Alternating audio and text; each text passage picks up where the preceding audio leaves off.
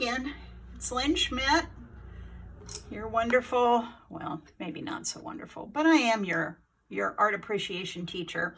We have another drawing assignment that we're going to do today. This one is on linear perspective. Linear perspective is one of the ways that artists show depth in an image.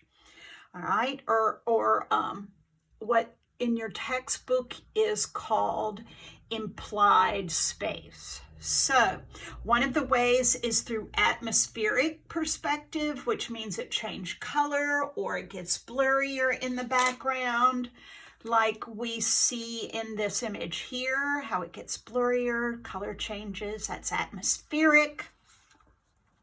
The other way is linear.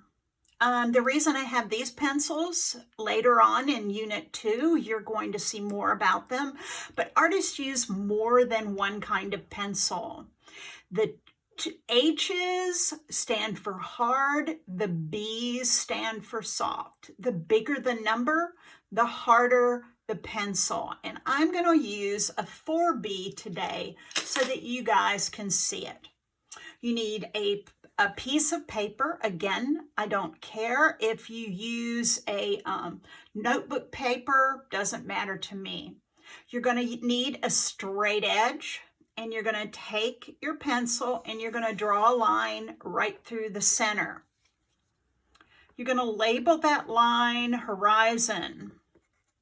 Remember, the horizon is where the sky and the ground meet. If it was inside a building, it would be called eye level. Okay?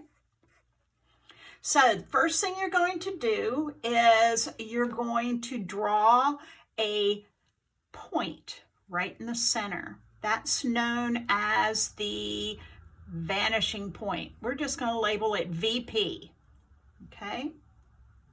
Now, below that, and see, I'm not using my ruler, we're going to draw a simple rectilinear shape. Again, another one of those math words. That shape has 4 points. In linear perspective, each of those points goes to the vanishing point. But in this case, each of those points is going to going to the vanishing point cannot cross through that shape. So from the top corner to the vanishing point, from the bottom corner, from the left corner to the vanishing point, we have something that looks like a little kid's house. Okay?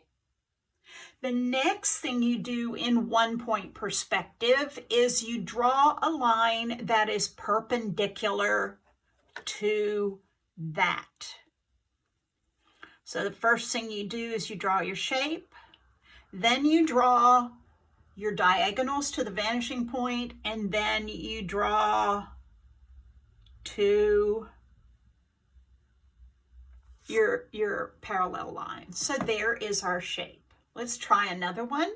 Let's try it up in this corner. Again, 4 points. Only 3 of them can go to the vanishing point, so we'll do that now.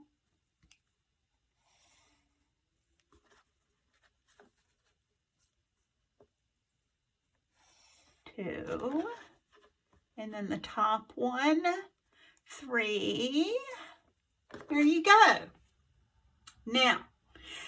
Now we do our parallel lines. We need to get a parallel line to the bottom. So we'll just move our ruler over. Then we'll do a parallel line to the side that matches up with the bottom. And there you go. Let's try another shape. Let's try a circle. I'm going to see if you can see that or if I'm still in the picture. I am. Good for me. All right. Now, the circle, this is the only thing I know about calculus. All right. A circle has an infinite number of points. So we're going to go from the uppermost point. So I line my vanishing point up and I slide the ruler down till it touches and I hit the top. and then vanishing point, slide the ruler up, and it touches. So now you have something that looks like a cigarette or a cannon. Next thing we do is we draw our parallel line. Now, this parallel line will be a curve. So we're going to come down and we're going to match that curve. And that's all there is to 2-point perspective. 1 point that's all there is to 1 point perspective. Now we're going to go to 2 points perspective. Turn your paper over. Sometimes my mouth moves before my brain is engaged. You're going to draw, again, you're going to draw a straight line across. And this time, you're going to put a vanishing point on this side and a vanishing point on this side. We're going to name it VP1, VP2. Now, with 1 point perspective, we start with a shape. 2 point perspective, we start with a line. Now, that line has 2 points. Each of those points needs to go to the vanishing point. So we'll go from the top to VP1, from the top to VP2. We're going to go from the bottom to VP1, from the bottom to VP2. Okay, we have something that looks like a big old long wall. Oops, I've slid it down. Now you can see it looks like a big old wall. Okay. Now, in 1 point, we put parallel lines. So we're going to do the same thing. We're going to put a parallel line on this side and a parallel line on this side. Now, each of those lines, again, has 2 points. The top point has already gone to VP1, so we need to go to VP2. Line the top point up to VP2. Now, the top of this line already goes to VP2, so we need it to go to VP1.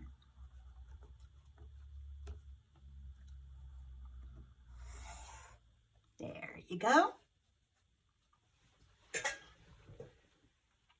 And you can see it. All right, let's try another one. Let's try it over here. Okay, we're going to take the bottom. We're going to take the bottom to VP1. I said the bottom. I actually need to listen when I talk. A lot of people need to do that. Take the bottom to VP2.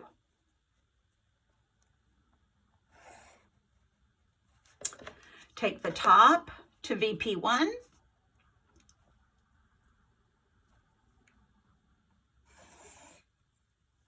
Take the bottom. Take the top to VP2. See, I told you, especially when I do art. Yeah. Okay, now we do our parallel lines again. Parallel line. Parallel line. Now, this already goes to VP2, so it needs to go to VP1.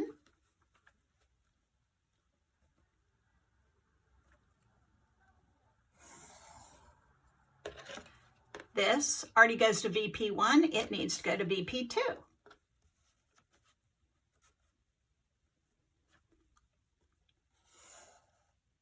Okay? All right. That's it. Same as last time. You're going to take your picture and you're going to make a picture of it with the 1 point perspective with your ID. Okay, and you can just lay that down and take it. Then the 2-point perspective, you're going to take holding this up with your ID, okay, or your digital ID. All right. Talk to you guys later.